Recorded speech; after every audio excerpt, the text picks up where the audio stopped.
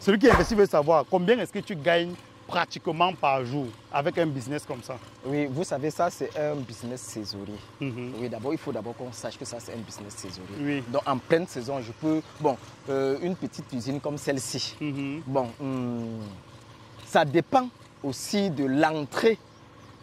Ça dépend de quelle quantité de noix je peux presser par jour. En pleine saison, on est à combien par jour environ? Bon, en pleine saison, il peut presser pratiquement 12 tonnes par jour. 12 voire tonnes. Même plus. Et ça te rapporte combien? Bon, par tonne, le client me paye présentement, c'est 5 000 francs. 5 000? Oui. Donc sur 12 tonnes, tu as pratiquement 60 000. Bon, c'est ça exact. Tu as 60 000 par jour, en pleine saison, par jour. Et tu me dis que tu n'es pas riche, quoi.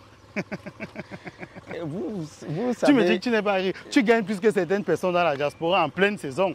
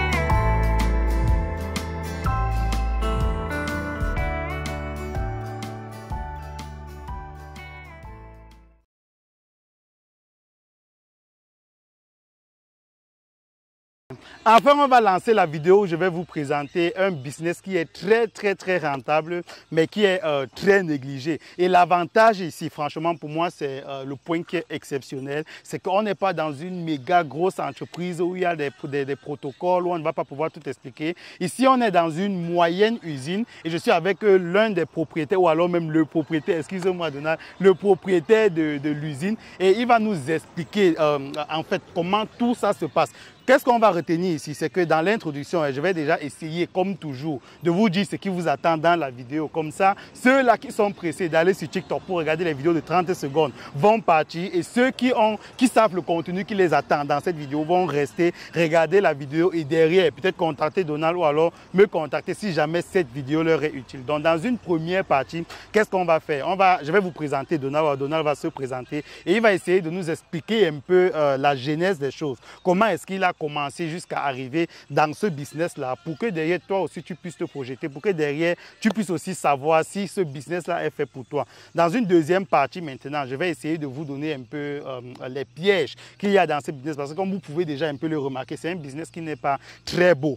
La preuve c'est que vous n'allez pas voir beaucoup de jeunes ici et les jeunes sont d'ailleurs en train de faire le benskin, en train de voler, en train d'agresser ou alors en train de faire les chantiers de 2 jours et après fuir le travail parce que le travail qui est ici, certes ça rapporte beaucoup, mais ce n'est pas un truc qui est, voilà, on va dire, fantastique. Pourtant, ça rapporte quand même de l'argent.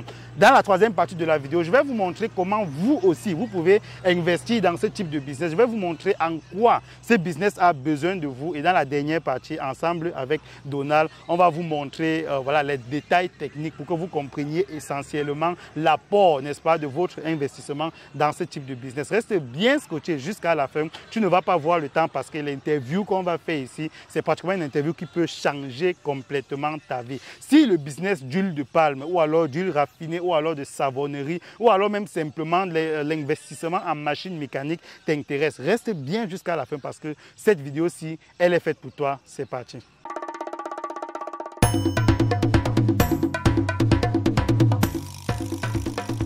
Salut Donald. Bonjour. Voilà, donc là on a enfin lancé la vidéo. Je l'ai promis à mes abonnés déjà depuis quelques vidéos ou alors depuis quelques lives que j'ai fait sur cette chaîne. Donc enfin on a lancé. Maintenant, est-ce que tu peux déjà commencer par te présenter pour qu'on sache un peu avec qui on a fait dans cette interview? Oui, moi c'est Mepe Jules Donald. Oui, je suis au Cameroun, spécialement dans le Mongo. Voilà. Oui. Bon, je fais dans ce business depuis très longtemps. Ouais. Oui, et j'ai commencé aussi comme tout le reste. Bon, au départ, pour moi, ce n'était pas que je voulais peut-être avoir beaucoup d'argent, mais pour moi, c'était que bon, je voulais aussi gagner mon pain. Voilà. Bon, petit à petit, j'ai aussi commencé comme tout le reste. Et mais ça veut dire quoi? Ça veut dire quoi petit à petit? Quand tu dis petit à petit, est-ce que tu as commencé d'abord en tant que planteur ou alors tu as commencé directement dans la transformation? Moi, j'ai commencé en tant qu'ouvrier. Oui, je travaillais dans une usine bon, très proche, une usine voisine. Bon, et là, comme ça, là, je travaille en tant que... en tant que manœuvre? Oui, en tant que manœuvre, oui. Alors. Bon, et après, moi-même, je me suis dit que, bon, pourquoi pas moi aussi, je peux aussi essayer. Ça veut dire qu'en travaillant en tant que manœuvre, tu as pu gagner les compétences qui devaient t'aider derrière à lancer toi-même ton propre business. Oui, c'est ça. Bon, je me suis cultivé. Hein. Ouais, en travaillant aussi, moi aussi, je me cultivais. Oui. Et moi aussi, vous savez, ce business, c'est aussi la position. Vous voyez. Ouais. Bon, moi aussi, j'ai vu que bon, j'avais la position de pouvoir me lancer aussi. Bon, c'est comme ça. Et j'ai aussi essayé. Tu appelles quoi position pour ceux qui nous regardent? Est-ce que la position, c'est pour dire que là, on est en bordure de route? Ou alors la position, c'est pour dire que tu es bien encadré, tu es bien entouré? Ou alors la position, c'est pour dire que tu as des grosses machines? La position, beaucoup plus, c'est de l'espace. Oui. Non seulement l'espace, mais l'espace est aussi, pas n'importe quel genre d'espace, mais il te faut une pente. Ouais. Donc, c'est-à-dire que sur ton espace, sur ton terrain, tu dois avoir un ravin. Parce que, oui, parce que si tu n'as pas de ravin, tu ne peux pas t'en sortir dans le business. C'est ça le premier point. Pourquoi il faut absolument un ravin? Parce que le business que vous voyez, le travail que vous voyez ici, là, présentement, ça demande, c'est un peu salissant. Oui. Ouais. Et vous voyez que le ravin, tu n'as pas de contact avec qui que ce soit. Oui, on a tellement de déchets. Et il faut que les déchets aillent pour ne pas nuire le voisin et tout et consorts. Parce que c'est un business très délicat. Mais pourquoi, quand on parle justement des déchets, c'est ça qu'on voit juste derrière nous. Est-ce que, je pose une question comme un amateur, hein. Oui. Est-ce qu'on ne peut pas utiliser ces déchets-là comme engrais justement dans les exploitations agricoles qu'on a aux alentours? Là, il nous faut beaucoup de moyens. Oui, parce que ici, là, nous n'avons pas tellement de moyens. Nous n'avons pas de moyens nécessaires pour pouvoir transformer ces ordures. Parce que les ordures, c'est des fumiers, comme vous parlez, c'est des engrais. Oui. Mais nous n'avons pas de moyens pour pouvoir les transformer et aller peut-être engraisser nos champs. Nous sommes au niveau de les jeter seulement. D'accord. Et pour jeter, tu ne dois pas nuire le voisin. Donc, il te faut vraiment de l'espace, la position dont je suis en train de vous dire, de pouvoir faire ce travail. Est-ce que tu le fais de bonne foi ou alors c'est le gouvernement qui exige que toute personne qui implante ce type d'usine doit pouvoir déverser ses déchets ou ça ne va pas gêner les autres? Effectivement, c'est le gouvernement. Ok. Que pour faire ton business, pour faire tes travaux, tu ne dois pas nuire le voisin. D'accord. Donc on voit déjà, voilà déjà, dans l'introduction de la présentation de Donald, on voit déjà un premier défi qu'on a dans ce business. Ça veut dire que derrière, il va falloir, même si quelqu'un n'a pas le ravin, il va falloir avoir un moyen de transport pour transporter ses déchets et ramener où ça ne va pas nuire à autrui. Oui, c'est ça? C'est exactement ça. D'accord. Justement, donc on va continuer notre interview. Tu fais ce business depuis combien de temps environ? Moi, je peux dire que j'ai 10 ans d'expérience. 10 ans d'expérience? Oh, oui. Ok, donc 10 ans que tu t'es lancé à ton propre compte ou alors 10 ans que tu travailles déjà dans ce domaine depuis? 10 ans que je me suis lancé dans mon propre compte. D'accord. Est-ce que ça te rend riche? Moi, je ne peux pas dire que ça me rend riche parce que je n'ai pas commencé ça avec un moyen. Donc, je n'ai pas eu, je peux dire, je n'avais pas eu de soutien. J'ai commencé ça sans moyen. Je sors de ressources dans le business pour pouvoir agrandir le business. Donc, jusqu'à aujourd'hui, je ne peux pas vous mentir, je n'ai pas encore eu le bénéfice de ce que j'ai investi parce que j'ai investi dans ce business au fur et à mesure que je travaille. Ouais. Oui, donc du coup, ça demande beaucoup de sacrifices. C'est ça, énormément de sacrifices, beaucoup de moyens pour pouvoir investir dans ce business. Donc si je comprends bien, ce qui te manque pour devenir riche ici, c'est beaucoup plus d'investissement, beaucoup plus de chiffre d'affaires, quoi.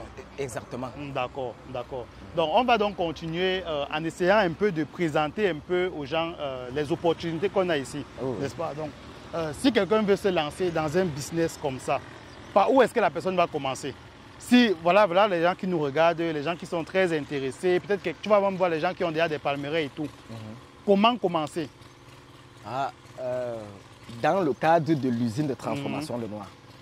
Oui, premièrement, il faut de l'espace, comme je vous ai dit. Oui, justement, il faut de l'espace pour avoir un endroit où jeter ses déchets sans problème et tout. Ça. Et deuxièmement, il faut des machines.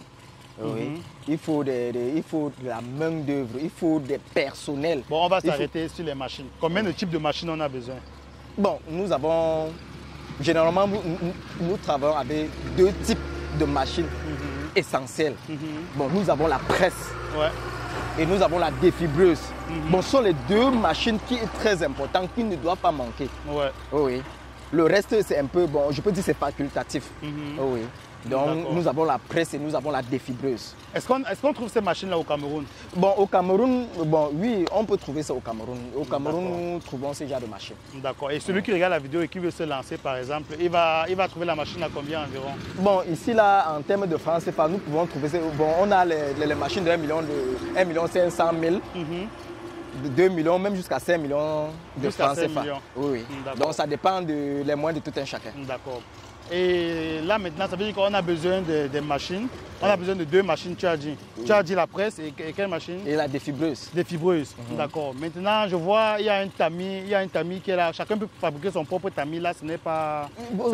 Celui-là, c'est... Bon, il est bien... Le tamis est important, mais pour moi, ça ne coûte pas énormément. Énormément, justement. Donc, ça veut dire qu'avec les 2 machines, premièrement, on peut déjà s'en sortir. On peut déjà se lancer. Maintenant, la main-d'œuvre. Est-ce que c'est difficile de trouver la main-d'œuvre? Comme tu as dit, c'est un métier qui est salissant, c'est un métier qui n'est pas tout beau.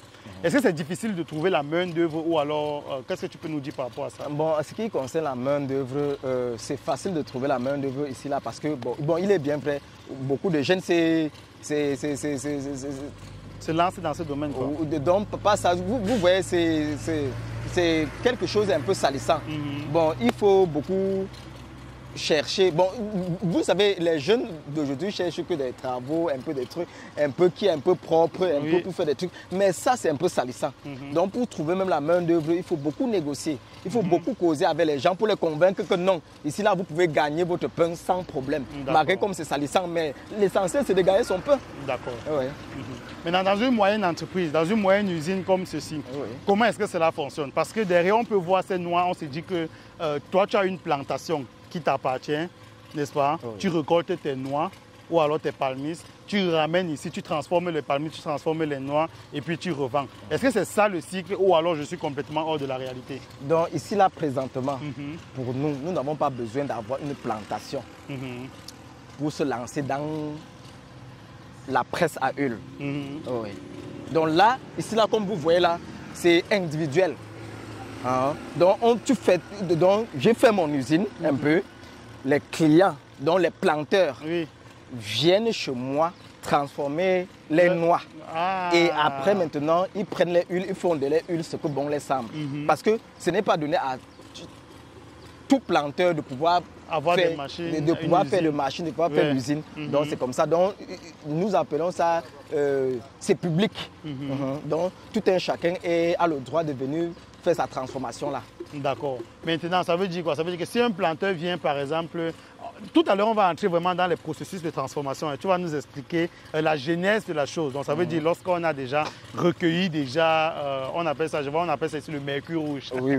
Lorsque tu as déjà recueilli le mercure rouge, comment est-ce que tu vas transformer tout ce que tu vas avoir derrière? Donc, tout à l'heure, on va aller vraiment en détail, tu vois. Donc, est-ce que tu peux nous donner déjà un peu quelques chiffres, par exemple, pour que celui qui nous regarde puisse se projeter? Par exemple, si c'est que tu as, on va dire, allons sur une tonne de noix. Si c'est que tu as une tonne de noix que tu veux transformer, quelle est la quantité d'huile que tu vas recevoir derrière? Qu'est-ce que tu peux faire de tout, de l'huile que tu as, n'est-ce pas? Quelle est la quantité d'argent que ça va te donner? Qu'est-ce que tu peux vraiment en faire? Non, ici, là, présentement, ça varie en fonction de la qualité de noix. Vous savez que nous avons plusieurs variétés dans les noix que vous voyez là. Donc, il y a des noix qui peuvent nous donner pratiquement 10 bidons de 20 litres. OK. Donc, quand on convertit peut-être 10 bidons de 20 litres par tonne, ce que une tonne de noix pour nous produire comme huile. Vous voyez un peu, non? Il y a des huiles qui peuvent nous donner pratiquement 8 bidons de 20 litres. Il y a des noix. Donc, tout dépend des types de noix. Oui, il y a plusieurs variétés. OK. Quand moi je vois tout ça, je me dis que c'est pareil. Non, ce n'est pas ça. Vous voyez, la noix, ça a les mêmes couleurs, mais ça n'a pas le même rendement. D'accord. Après, il faut quand même être vraiment renseigné pour pouvoir reconnaître ça facilement et ne pas se faire berner, c'est ça? Et c'est ça exactement. D'accord, ok. Et tu as dit 10 bidons d'huile de 20 litres pour une tonne de noix? Pour une tonne de noix. D'accord. Et un bidon d'huile de 20 litres, c'est combien déjà? Bon, ça varie. Bon, ça varie parfois.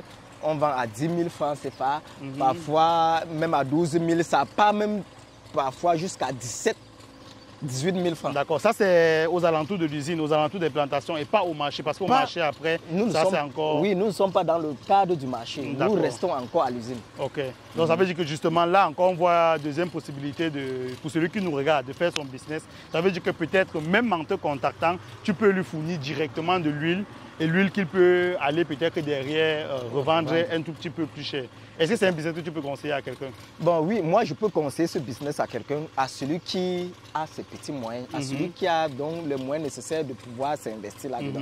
Moi je peux le conseiller parce que je ne peux pas vous mentir, c'est rentable. D'accord. Oh, oui. Ok, donc ce qu'on vient de dire maintenant, c'était le bénéfice pour le planteur. Le planteur qui recueille ses noix au champ, qui va venir chez toi transformer derrière ce qu'il va aller vendre et ce qu'il va gagner. Maintenant, pour toi qui as les machines, qu'est-ce que tu gagnes? Oh, pour moi, vous savez, je gagne. Bon, le planteur paye les frais de machine chez moi. Oui. Donc, quand le planteur vient presser sa noix, s'il a peut-être 1 tonne, 2, 3, 4, 10 tonnes, bon, ça a un prix par tonne. Ouais, et c'est quoi le prix? Nous, on veut savoir ce que tu gagnes. On veut savoir si ça vaut la peine d'acheter des machines comme ça, parce qu'il y a des gens qui nous regardent, qui sont peut-être un peu spécialistes dans le domaine et qui vont pouvoir d'ailleurs être capables d'acheter ou bien de te contacter. Vous allez acheter des machines neuves que vous allez mettre là. Parce que tout à l'heure, là, j'ai aussi vu une machine qui n'arrivait pas à démarrer. Et on a dû prendre un moteur externe pour venir assister la machine pour l'aider. C'était la presse. Oui, pour l'aider à démarrer. Donc j'ai même vu que le moteur, c'était même encore un moteur manuel. Donc c'est juste pour montrer aux gens qu'il y a encore beaucoup d'investissements à faire ici. Quoi que ça rapporte déjà de l'argent, il y a encore beaucoup d'investissements. Mais celui qui investit veut savoir ce que ça rapporte. Celui qui investit veut savoir combien est-ce que tu gagnes pratiquement par jour avec un business comme ça. Oui, vous savez, ça c'est un business saisonnier. Oui, d'abord, il faut d'abord qu'on sache que ça c'est un business saisonnier. Oui. Donc en pleine saison, je peux, bon, une petite usine comme celle-ci, bon, ça dépend aussi de l'entrée. Ça dépend de quelle quantité de noix je peux presser par jour. En pleine saison, on est à combien par jour environ? Bon, en pleine saison, il peut presser pratiquement 12 tonnes par jour. 12 voire tonnes. Même plus. Et ça te rapporte combien? Bon, par tonne, le client me paye présentement, c'est 5 000 francs. 5 000. Oui. Donc sur 12 tonnes, tu as pratiquement 60 000. Bon, c'est ça exactement. Tu as 60 000 par jour, en pleine saison, par jour. Et tu me dis que tu n'es pas riche, quoi. Vous savez... Tu me dis que tu n'es pas riche. Tu gagnes plus que certaines personnes dans la diaspora en pleine saison.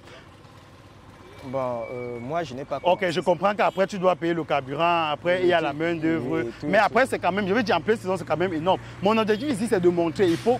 Tu sais que moi, je suis quelqu'un de réaliste. Tu vois, on m'appelle l'afro-réaliste. Tu comprends, non? Donc, l'objectif ici, c'est de montrer à quelqu'un que certes, tu gagnes 60 000 francs par jour, tu vois, mais ne crois pas que c'est tous les jours. C'est pour que lui qui va se lancer, il sache que il y a les pleines saisons et il y a les mi-saisons. Tu vois, il y a les saisons où il n'y a pas grand-chose, où tu vas devoir chômer. Il y a les saisons mortes pratiquement. Voilà, donc du coup, celui qui est en train de vouloir s'investir là-dedans va devoir diversifier ses investissements. C'est ça, non? C'est ça, exactement. D'accord. Donc du coup, toi qui regardes la vidéo, toi, celui qui est en train de regarder la vidéo, qu'est-ce que tu peux le conseiller s'il veut se lancer dans ça, s'il veut acheter peut-être une machine pour commencer à produire? Qu'est-ce que tu peux le conseiller vraiment? Est-ce que ça paye ou alors il y a encore des choses à faire pour que ça paye? Non, tout simplement, je peux dire que ça paye pour celui qui a les moyens. Ne viens pas investir 100 000 francs et tu veux peut-être gagner 60 000 francs par jour. Oui, donc pour gagner dans ce business, il faut investir. Investir combien environ? Bon, ça dépend. Si tu veux faire quelque chose à grande échelle, tu dois investir gros. Bon, pour faire une usine où tu as par exemple, on va dire 3 presses. 3 presses. Oui. Tu peux avoir 3 presses. On est à une usine moyenne. Oui, une usine moyenne. Voilà. Donc là, tu vas investir combien environ? Donc tu peux investir même 20 millions de francs. Parce que quand je regarde comme ça, parce que c'est tout ce qui nous coûte cher. Bon, ça veut dire que s'il investit 20 millions de francs, ça veut dire qu'il a pratiquement 180 000 par jour en pleine saison. Bon, c'est ça. Effectivement, 180 000 francs par jour en pleine saison. C'est ça. Celui qui investit 20 millions de francs. Oui, c'est ça. Voilà. Maintenant, est-ce qu'il n'y a pas moyen de rester, je veux dire, la saison où il y a les noix, peut-être ici dans le Mungo, est-ce que c'est pareil par exemple dans le littoral? Est-ce qu'on n'est pas peut-être déjà la période où on a les noix ici en mars, en avril? Est-ce que dans le littoral par exemple, on n'est pas plutôt en décembre, en janvier? Bon, ici, là, bon, le Cameroun, tu sais que les climats varient. Présentement, dans le Mungo, à partir de février jusqu'à mai, nous sommes en pleine saison. Février, mars, avril, mai, juin. On a 5 mois de pleine saison. Oui. Mais attends, ça veut dire que j'ai plus besoin de continuer. Parce que si tu investis 20 millions, tu as 180 000 francs par jour de chiffre d'affaires sur 5 mois. Après les 5 mois, tu peux fermer. Après les 5 mois, tu fermes. C'est ça? Oui, c'est ça. Après les 5 mois, tu fermes et puis tu reviens en pleine saison. Et tout à l'heure, même hors caméra, tu me parlais de... Le business est tellement rentable à un niveau où on a certains jeunes qui ont acheté leur machine, qui se déplacent avec. Non, on les appelle les ambulants. Les ambulants. Oui. Est-ce que tu peux nous expliquer comment ça se passe? Bon, celui qui veut être ambulant, oui, n'a pas besoin de tellement de moyens, n'a pas besoin d'investir gros. Oui, il te faut seulement juste ta machine. Et un moyen de transport. Oui, c'est portable. Oui, parce qu'il y a certains planteurs, bon, ils n'aiment pas aller se camoufler à l'usine. À l'usine, Ils préfèrent presser les petites noix derrière les maisons. Ils font les marmites là et ils préparent les noix. Ils appellent l'ambulant, une machine ambulante de venir faire les presses. Bon, c'est comme ça. Bon, et ici, là, les ambulants aussi sont très fréquents. Donc, ça veut dire quoi? Ça veut dire que, tel que je suis en train de te comprendre, la demande est supérieure à l'offre. Ça veut dire qu'il y a plus de planteurs que d'usines, c'est ça? C'est ça, exactement. Wow. Qu'est-ce qu'on attend? J'ai envie de demander qu'est-ce qu'on attend pour se lancer, pour ouvrir des usines beaucoup plus sérieuses. Après, ça existe. Après, ça existe. Oui. Et qu'est-ce que vous faites même en parlant de ça, qu'est-ce que vous faites de la concurrence? C'est que c'est l'obstacle. Parce que justement, après, on a la Socapalm qui produit à une très grande échelle. C'est la Socapalm qui va livrer les plus grandes savonneries. Je veux dire, Socapalm va livrer vraiment des usines. Tu vois, et je connais aussi un monsieur qui a lancé aussi récemment, non loin d'ici aussi, une très grande usine de transformation des noix palmistes. Donc les gens sont vraiment en train de se lancer. Je crois qu'actuellement, le palmis, les gens sont en train de reconnaître sa valeur. Ouais. Peut-être que dans 10 ans, 20 ans, il se fera un peu tard pour se lancer. C'est ça, exactement. Ouais. Donc, du coup, on a fini avec les opportunités. Je ne sais pas si, est-ce qu'il y a autre chose que tu penses qu'on peut dire à ceux qui nous regardent avant d'entrer dans les domaines techniques? Est-ce qu'il y a un endroit où tu te dis que bon, là aussi c'est rentable, on peut investir aussi dans ça? La transformation peut-être du palmis, on a parlé de la transformation du palmis, la transformation des noix aussi. Est-ce qu'il y a un domaine que j'ai oublié où on peut entrer directement dans le domaine technique? Non, sinon, vous avez tout dit ce qu'il faut dire, ils ont compris et... Ça, c'est un domaine vraiment rentable, comme on est en train de dire là. Mais tu refuses toujours d'admettre que tu es riche. Non, je ne peux pas. Si tu gagnes, tu as combien de presse ici? Bon, ici, là, présentement, je suis Bon, j'ai 3 machines. J'ai 2 presses avec une défibreuse. Tu as 2 presses avec une défibreuse. Oui. Ok, moi je compte beaucoup plus les presses parce que c'est ça même le cœur. Après la défibreuse aussi, c'est très important. La défibreuse, c'est pour récolter les palmistes. Justement, oui. Ok, donc du coup, tu as 2 presses et une défibreuse. C'est ça. Donc ça veut dire que en pleine saison, tu n'as pas moins de 100 000 ici par jour. En pleine saison. Ça varie. C'est quoi tes plus gros challenges? J'ai failli oublier avant qu'on entre dans les domaines techniques. C'est quoi tes plus gros challenges ici? Quel est ton plus gros problème? Qu'est-ce qui à part l'argent, bien sûr. Parce que tu nous as expliqué que si on investit beaucoup plus, tu vois, ça va rapporter beaucoup plus. Oui, bon, maintenant, à part ça, quels sont tes plus gros challenges ici? Mes plus gros challenges, je ne peux pas dire... Je peux dire mes plus gros challenges, ce sont les concurrents. C'est la concurrence. Ah, la concurrence. Oui, c'est la concurrence. Et en quoi est-ce que la concurrence te nuit? La concurrence, vous savez, dans ce genre de business, il faut être capable de satisfaire la clientèle. Si tu es incapable de satisfaire la clientèle et que le voisin et que ton concurrent parvient à satisfaire les clients comme il le faut, là, tu vas perdre les clients. Ah, d'accord, je comprends. Donc, il faut être capable de les satisfaire. De les mettre aux petits soins, de les fournir tout ce qu'ils ont besoin. Ouais. Ok. Et pourquoi ne pas, là c'est une proposition que je te fais, une suggestion, pourquoi ne pas peut-être implanter un point de vente, peut-être que dans les marchés à Douala et tout, où tu vas peut-être derrière pouvoir rediriger tes clients directement là-bas pour vendre leur huile un peu plus cher et avoir plus de bénéfices. Bon, là aussi, il faut des moyens. Il faut aussi des moyens parce que, étant dans le marché, il te faut aussi un gros magasin, il te faut ça devient un peu plus complexe. Des moyens de transport. Ça devient un peu plus complexe. Et le temps aussi, le client, parfois le client a besoin de son argent le plus tôt possible. C'est vrai, c'est vrai. D'accord. Ok. Donc là, maintenant, on va passer la 40e partie de la vidéo. Là, on est allé vraiment en mode naturel. Donc on va passer à la partie suivante de la vidéo où Donald va nous expliquer un peu de la genèse à l'apocalypse des noix. Donc vraiment comment est-ce que ça commence et comment est-ce que cela se termine. Il va nous montrer les machines, les étapes de transformation. Jusqu'ici, si la vidéo te plaît, je vais te demander de laisser un pouce bleu pour m'encourager, moi, et de t'abonner à la chaîne pour ne pas manquer les types de contenus que je vais poster ici. N'hésite pas à contacter Donald directement si tu as des questions. Tu n'es pas obligé de le contacter pour investir directement dès maintenant avec lui. Contacte-le pour peut-être essayer d'en savoir plus parce que je ne sais pas toujours tout et je ne peux pas toujours, lorsque je préparais l'interview, penser à tout. Donc ne sois pas timide parce que l'argent vient à celui qui va vers l'argent, tu vois. Donc j'ai envie de vous présenter Donald comme la source, n'est-ce pas, comme la source d'argent. Et si vous avez soif d'argent, n'hésitez pas à le contacter, n'hésitez pas à aller vers lui, n'hésitez pas à le bombarder des questions, comme vous l'avez fait avec Monsieur Kamdem qu'on avait interviewé sur la fabrication des machines agricoles. Donc on va continuer dans la seconde partie de la vidéo avec les domaines techniques, comment est-ce que cela se passe. On va aller voir. Bon, Donald, je vais te donner la parole pour que tu expliques à ceux que ça intéresse n'est-ce pas, tout le processus de production. Parce que derrière, c'est bien beau de dire toutes les opportunités qu'il y a derrière et tout.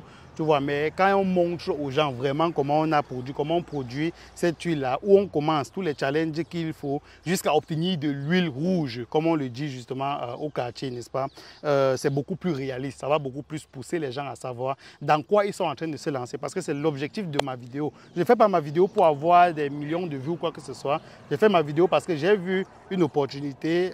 Tu m'as aussi expliqué une opportunité. Et je partage aux gens pour que derrière, ils puissent aussi se lancer. Donc, tu as la parole. Est-ce que tu peux nous expliquer comment est-ce que tout ça commence? Bon, le planteur, puisque je ne suis pas au niveau de la plantation, je suis au niveau de l'usine. Oui. Donc le planteur arrive avec ses noix à l'usine. Est-ce que tu peux parler un peu plus fort? Oui, le planteur arrive avec ses noix à l'usine en régime. Bon, dès qu'il est arrivé avec les noix en régime, là maintenant, on doit le fendre. On n'est pas obligé de fendre, mais on le fend pour faciliter la fermentation. Ah, parce qu'il faut que les noix fermentent. Il faut que ça se fermente. Donc quand on fend là, 5 jours après, on a déjà la fermentation. Là maintenant, on peut maintenant trier. On peut maintenant enlever les noix proprement dit des rafles. Ouais. Parfois on tape seulement pour faire quitter les noix des rafles. Parce que si ça ne se pas fermenté, ça ne peut pas sortir. Bon, maintenant, après d'avoir tapé, comme on dit là, après d'avoir enlevé les noix des rafles, maintenant, on le tamise. Après d'avoir tamisé, maintenant, on le met dans la marmite. Ok. Oui, on le cuit ça au moins pendant 6 heures de temps, 7 heures de temps. Après d'avoir préparé, après la cuisson maintenant, on doit maintenant le presser. Ok. Dès qu'on presse maintenant, on recueille le jus. Le jus recueilli là, on le remet dans la marmite. On le prépare à nouveau avec beaucoup d'eau. Entre-temps, là, à ce niveau, j'ai envie de faire justement la nuance pour que les gens comprennent. Oui. Quand tu parles de retirer les noix au niveau des rafles, là, on a toujours les noix de palme et on a le palmiste qui est le noyau à l'intérieur des noix de palme. Oui. Maintenant, quand on prend les noix de palme, maintenant, qu'on prépare pendant 6 heures de temps, comme tu as expliqué, on va maintenant mettre ça dans la presse. Quand on a mis maintenant dans la presse, maintenant, la presse va presser. Et qu'est-ce qu'il y en a des noix de palmiste? Voilà. Donc quand la machine presse, ça rejette à côté, on appelle ça. Ça, la machine rejette les fibres contenues des palmistes comme déchets. Ouais. Et ça recueille le jus sort à côté. Ça veut dire que les fibres qu'on a à côté, là, c'est mélangé directement avec le palmiste. Les fibres-ci, là, comme ça, là, ce n'est pas mélangé avec les palmistes, c'est déjà défibré. Il y a déjà une machine qui a déjà sélectionné. Il y a la défibreuse a déjà sélectionné les palmistes des fibres. Ah, d'accord. Oui. Donc, quand la presse rejette en tant que déchet, maintenant, nous prenons maintenant ce fibre-là, ce déchet-là, on le met dans la défibreuse. Maintenant, la défibreuse va trier. Ça va maintenant enlever le déchet des palmistes. Justement. Et maintenant, pour les palmistes, on va revenir plus tard. Continuons maintenant. Reprenons notre chaîne et on comprend que c'est justement une chaîne. Donc, reprenons notre chaîne maintenant au niveau où on avait recueilli, on avait préparé les noix de palme. C'est ça, et on a pressé. On a recueilli le jus. On a recueilli le jus. Après d'avoir recueilli le jus, maintenant, on a remis dans la marmite. On a mis beaucoup d'eau. On a encore bouilli ça au moins pendant 3 heures de temps. Et quand on bout maintenant pendant 3 heures de temps, on éteint le feu. Là maintenant, l'eau, les déchets, les saletés, ça se décante, l'huile monte en haut et les déchets restent en bas. Maintenant, on peut maintenant recueillir de l'huile. Donc, dans ta marmite d'une tôle, tu peux recueillir pratiquement 10 bidons de 20 litres. Moins de 10 bidons de 20 litres, ça dépend de la qualité de noix. C'est un peu comme ça. Ok, maintenant, revenons maintenant au niveau des palmistes. Qu'est-ce que tu fais maintenant des palmistes, des noix de palmistes que tu avais recueillies déjà dans une étape précédente? Oui, et les noix de palmistes, comme vous savez, l'huile de palmiste aussi, ça vient des palmistes. Donc, les palmistes que nous recueillons là maintenant, nous, à notre niveau, un peu bas, nous vendons seulement. À ceux qui ont encore plus de moyens, parce que les machines pour presser les palmistes, pour recueillir l'huile de palmiste, est encore beaucoup plus cher, beaucoup plus sophistiqué. Et de notre niveau ici, là, nous nous arrêtons rien qu'au niveau de la presse. Quand nous recueillons les palmistes comme ça, nous vendons à ceux qui peuvent presser l'huile de palmiste. cette vidéo est faite d'opportunités business. Je ne sais pas si je vais mettre le titre de la vidéo aussi, opportunités business for 1000. Parce que là encore, quelqu'un peut te contacter, il achète sa machine d'huile de palmiste, d'extraction d'huile de palmiste, qu'il va déposer ici.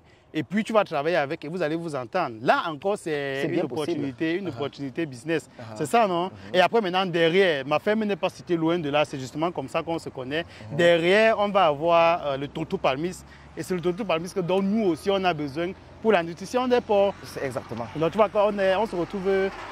la fumée ici. On se retrouve très rapidement dans une chaîne, quoi. Ouais. Donc, ok, c'est bon, je suis en train de comprendre. Est-ce qu'on a parlé de toi? J'ai vu aussi la boue quelque part là-bas. À quoi est-ce que ça sert? Bon, cette boue-là que vous voyez, la fosse que vous avez vue là, vous avez vu quelque chose dedans, un peu comme si c'était de la pâte, un peu quelque chose de liquide là. Oui, c'est ça. Nous recueillons les déchets. Déjà, nous avons recueilli l'huile dans la marmite. L'eau est restée là, avec un peu, bon, la pâte est restée là. Justement. Quand nous déversons ça, ça part dans une fosse. Et dans la fosse là, nous travaillons encore cette fosse pour recueillir encore, on appelle ça l'huile sale. Ce sont des acides, c'est ça qu'on appelle les acides gras. Bon, je ne sais pas trop, mais sinon nous recueillons encore une huile à nouveau. Et là, nous on vend cette huile-là à la savonnerie. À la savonnerie, exactement. Oui. Je crois que ça doit être que de l'acide gras qu'on va donner directement pour la production des savons. C'est ça, exactement. D'accord, des savons de toilette. Donc, dans la noix que vous voyez là, pratiquement, nous ne jetons rien. Ouais. Il manque encore la valorisation des fibres. Les fibres, parce déjà... que là, j'y tiens beaucoup. Après, tu m'as expliqué que c'est encore un peu compliqué de transformer ça en engrais. Mais il faut voir comment valoriser cela. Non. Parce que ça, c'est la partie que actuellement vous jetez. Oui. C'est la seule partie que vous jetez de votre production. On ne jette même pas. Là, à notre niveau, ça nous aide à cuire la noix. Ah ouais! Bon, ça, c'est le bois. Ah, je comprends, ouais. Ah, donc vous allez sécher et brûler après pour cuire là. Ah, je comprends. C'est ça, exactement. Ok. Donc, on parlait justement des fibres que tu utilises pour, voilà, comme feu pour brûler, n'est-ce pas, et cuire les noix. Je voulais t'expliquer, hein. En même temps, je voulais faire la suggestion à savoir s'il n'y a pas peut-être d'autres processus qu'on peut utiliser pour mieux tamiser les fibres et derrière pouvoir fabriquer enfin nos propres matelas de façon locale ou alors même les oreillers. Parce que ça, c'est aussi un marché qui est détenu par les Chinois. Fabriquer le matelas en fin de compte, bon, d'après les petites recherches que j'ai faites, ce n'est pas quelque chose qui est très compliqué. Avec des matières comme ça, je pense qu'on peut déjà s'en sortir. Déjà, il faudrait avoir une très grande quantité. Mais bon, juste pour mettre aussi peut-être un peu la puce à l'oreille. Maintenant, c'est toi qui me donnes aussi l'idée de... Parce que ça, c'est une matière première pour toi. Tu as besoin de quoi pour produire ton huile de palme? Tu as besoin... Quelles sont les matières premières que tu dois aller chercher à l'extérieur pour ramener dans ton usine afin de produire ton produit? Oui, pour moi, la matière première, la première des choses, il vous faut de l'eau. Parce que dans la cuisson de noix, nous avons besoin d'énormément d'eau. Oui. Donc l'eau pour moi c'est la matière première. Sans eau vous n'avez pas l'usine. Est-ce que tu as un forage ici? Oui, ici là je travaille avec le forage. Oui, donc j'étais obligé de creuser le forage pour pouvoir avoir de l'eau. Oui. Et après nous avons les marmites. Et pas n'importe quelle marmite. Nous avons les marmites qui prennent pratiquement 1 tonne, 2 tonnes. De noix. Ouais, ça sont des trucs qui coûtent cher aussi. On prépare ça dans 1 tonne ou alors celui qui veut préparer dans 2 tonnes le fait. Ouais, c'est comme ça. Donc nous avons besoin d'eau. Nous avons besoin de marmites. D'accord. Et le bois, c'est difficile à trouver ou alors ça va? Non, le bois ici, là, bon, le bois s'achète comme tout le reste. Donc c'est comme ça. Donc vous n'êtes jamais à pénurie de bois ou un truc du genre? Si vous, déjà, quand nous passons la commande de ceux, parce qu'il y a des fournisseurs de bois, quand nous passons la commande, donc si tu veux même 2 camions, 3 camions, on va te livrer. On va venir te livrer. D'accord. Ok, c'est bon, je crois qu'on s'est tout dit. Le plus, je veux dire, tout ce qu'on a oublié là, ce sont les internautes eux-mêmes qui vont nous poser directement la question dans les commentaires ou alors te contacter directement par ton numéro que je vais afficher en bas. À toi de rendre ton numéro de téléphone disponible, quoi. Et voilà, donc on a fini, on est arrivé au terme de cette interview. Je ne peux que te remercier, n'est-ce pas, de tous les détails que tu nous as donnés ici. Je crois que si je ne voulais pas faire une vidéo beaucoup trop longue, je crois que tu nous aurais amené même en brousse pour nous montrer comment est-ce qu'on peut planter toute cette histoire-là. Mais bon, peut-être j'en ferai une autre vidéo pour montrer aussi un peu du côté de la plantation pour celui qui veut investir son argent plutôt par là. Donc, je ne peux que te remercier pour ton temps, pour ton ouverture d'esprit. Voilà, merci beaucoup. Ce n'est pas tout le monde qui est prêt à expliquer, à dévoiler comme ça le fonctionnement entier de son entreprise. Maintenant, dernière question, ultime dernière question. Qu'est-ce que moi et tous mes abonnés, tous mes téléspectateurs, qu'est-ce qu'on peut te souhaiter? Bon, tout ce que vous pouvez vous souhaiter, c'est beaucoup de courage. Et aussi parce que vous savez que tout ce que je fais, je n'ai pas les moyens nécessaires pour pouvoir faire ça. Donc c'est ça mon véritable problème. Ouais. Si aujourd'hui, comme vous avez dit au départ, je n'ai pas d'argent, c'est parce que je n'ai pas eu de soutien. Ouais. Je n'ai même de partenariat. Bon, vous savez, il faut aussi avoir les partenaires pour pouvoir agrandir de l'usine pour que ça puisse se payer aussi. Bon, c'est ça aussi que moi, je n'ai pas de partenaire. Et je peux que te donner raison parce que ça se voit. Hein. Je crois qu'eux aussi, ils ont déjà vu que tu as les compétences. Donc tu as la matière première, mais il manque justement ce carburant-là qui est le plus souvent l'argent. D'accord. Donc merci beaucoup. Je pense que ce que moi aussi je vais te souhaiter que j'ai vu ici, c'est beaucoup de force parce que quand je vois tous les gars qui travaillent ici, ils sont tous musclés et tout. Donc, je pense que c'est un travail qui est plutôt pénible, quoi. Donc vraiment beaucoup de courage et bravo. Je peux dire que c'est physique et beaucoup de jeunes aussi sont. Et quand ils voient ça comme ça les influence un peu. Ouais. Donc, franchement, beaucoup de courage, bravo pour tout ce que tu fais, quoi. D'accord. Donc merci à vous aussi d'être resté jusqu'à ce moment de la vidéo. Franchement, hein, le soleil du Mungo, le soleil de Douala, le soleil du littoral en général, ça ne cessera jamais de me battre. Vous avez remarqué que je suis quelqu'un qui suit beaucoup. Ne vous inquiétez pas, il n'y a rien de difficile ou alors quoi que ce soit. C'est juste que je suis naturellement beaucoup. Donc du coup, on a fini avec la vidéo. Si la vidéo t'a plu, si tu as trouvé la vidéo intéressante, je vais te demander de me laisser un petit pouce bleu, de t'abonner aussi à la chaîne pour contribuer à augmenter la communauté et à m'encourager à faire des interviews comme ce que je viens de faire. Donc voilà, je vous donne rendez-vous dans une prochaine vidéo sur Réalité Afro Business. C'était Douglas Fokam. Ciao.